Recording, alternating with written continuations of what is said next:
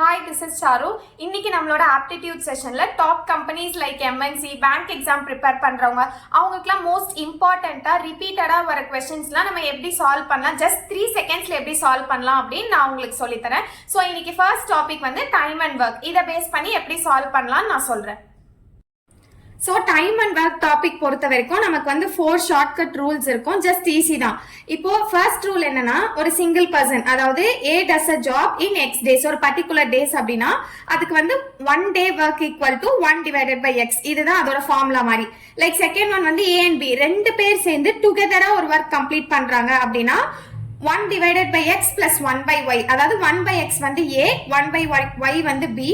So equal to x plus y divided by xy. So இவங்க ரெண்டு பேர் சேர்ந்து அந்த ஒர்க் வந்து எவ்வளவு டைம்ல கம்ப்ளீட் பண்றாங்க அப்படிங்கறதோட ஃபார்முலா வந்து 1 divided by x plus 1 divided by y. இப்போ more people, அதாவது ஒரு nearly ஒரு 10 people or 4 people சேர்ந்து அந்த ஒர்க்கை வந்து ஃபாஸ்டரா கம்ப்ளீட் பண்றாங்க. சோ அதோட டைம் என்னன்னு கண்டுபிடிக்கணும்னா total work equal to work into time.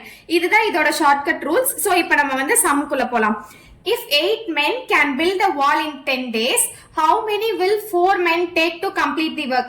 அதாவது இப்ப இதுலயே நமக்கு தெரிஞ்சிருச்சு more people, so faster work அப்படின்னா, பட் இதுல வந்து 4 men எவ்வளவு டைம் எடுக்கிறாங்க. சோ அப்படின்னா more people equal to lesser work, அதாவது இன்வெர்ஸ்ல வந்து நம்ம பார்க்கணும் இந்த ஃபார்முலாவை.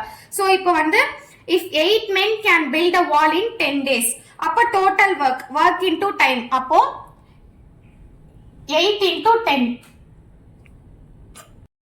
So work into time அப்படின்னா 8 into 10, அப்போ 80. So how many will 4 men take? அப்ப என்ன பண்ணணும்னா நமக்கு கிடைச்ச வேல்யூ இருக்கும்ல. So 80 divided by எவ்வளோ men? 4 men equal to 20. So how many 4 men take அப்படின்னா அவங்க வந்து டேக் பண்ற டேஸ் வந்து 20 days, அதாவது இதுல half. So இத வந்து நம்ம இன்வர்ஸா எடுக்கிறதுனால தான் நம்ம இங்க டிவைட் பண்ணிருக்கோம். So second question, A can complete a work in 10 days. B can do the same work in 20 days. How long will they take together? So இதுல வந்து உங்களுக்கு ரெண்டு ஷார்ட்கட் ரூல் வருது. A and B work together வருதா? Then time taken to complete ரெண்டு வருது. So A can complete a work in 10 days அப்படின்னா நம்ம வந்து அதை 1 by 10 அப்படின்னு எடுத்துக்கலாம். B can do the same work in 20 days அப்படின்னா 1 by 20. இவங்க தான் B, அதாவது 1 by x plus 1 by y. இதுக்கு ஈக்குவல் டு என்ன? x plus y divided by xy. இப்ப 10, 20 இதோட LCM வேல்யூ எடுத்தோம் அப்படின்னா நமக்கு என்ன வரும்? 20 வரும். சோ அப்ப இதுக்கு வந்து 2 plus 1 divided by 20, அப்போ 3 divided by 20. சோ இதுல நமக்கு என்ன வந்திருக்கு? Time taken together 1 divided by 1 by x plus 1 by y, அப்போ 3 divided by 20. So 3 divided by 20 எடுத்துட்டோம். நமக்கு ஃபார்முலா என்ன? 1 divided by 1 plus x plus 1 by, அப்போ 1 divided by 3 by 20. அப்ப ஆன்சர் என்ன வரும்? 6.67 வரும். அதாவது 6 days 2 by 3 hours. லைக் அந்த ஹவர்ஸ் வேல்யூ மட்டும் நமக்கு சேஞ்ச் ஆகும், பட் 6 days அப்படிங்கிறது வந்து நமக்கு கான்ஸ்டன்டா இருக்கும். ஸோ ஃபர்ஸ்ட் டாபிக் வந்து நம்ம டைம் அண்ட் ஒர்க், அதாவது குவான்டிடேட்டிவ் ஆப்டிடியூட், அதில் வந்து பார்த்தோம் நம்பர் சீரீஸ் அதில். ஸோ செகண்ட் ஒன் வந்து கொஞ்சம் ஃபன்னாக எடுத்துகிட்டு போகலாம், லைக் ரொம்ப ஈஸியாக சால்வ் பண்ணுறது. ஸோ செகண்ட் டாபிக் என்ன அப்படின்னா சிலாஜிசம்ஸ். சிலாஜிசம்ஸ் அப்படின்னா அதோட சினோனிம் வந்து பிரமிசஸ் அப்படின்னு சொல்லலாம். ஸோ இன்னும் உங்களுக்கு கிளியரா சொல்லணும் அப்படின்னா it is a logical statement with 2 conclusions. So எப்படின்னா நமக்கு இப்போ ஒரு 2 ஸ்டேட்மெண்ட் கொடுக்குறாங்கன்னா நம்ம அதை வந்து டிஃபர் பண்ணி பார்க்கலாம், லைக் வந்து மிக்ஸ் பண்ணி காம்பினேஷன் ஆஃப் 2 கன்க்ளூஷன் எடுத்துட்டு வரணும்.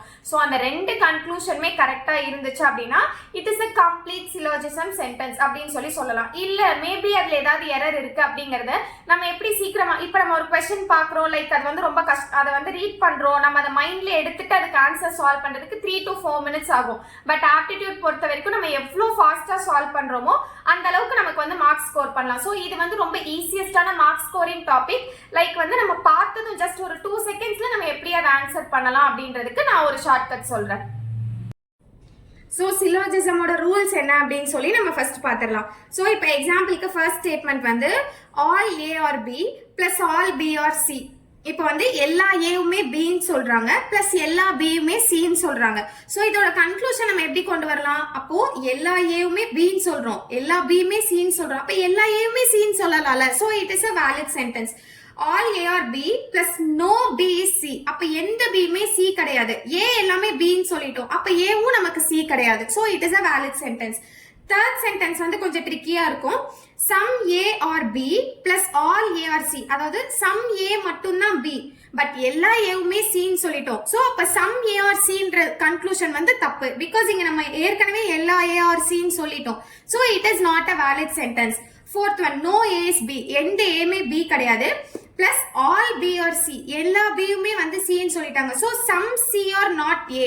ஸோ இதுவும் வந்து நாட் வேலிட். இதுக்கு நம்ம ஒரு ஸ்டேட்மெண்ட் ஈஸியா பார்க்கலாம்.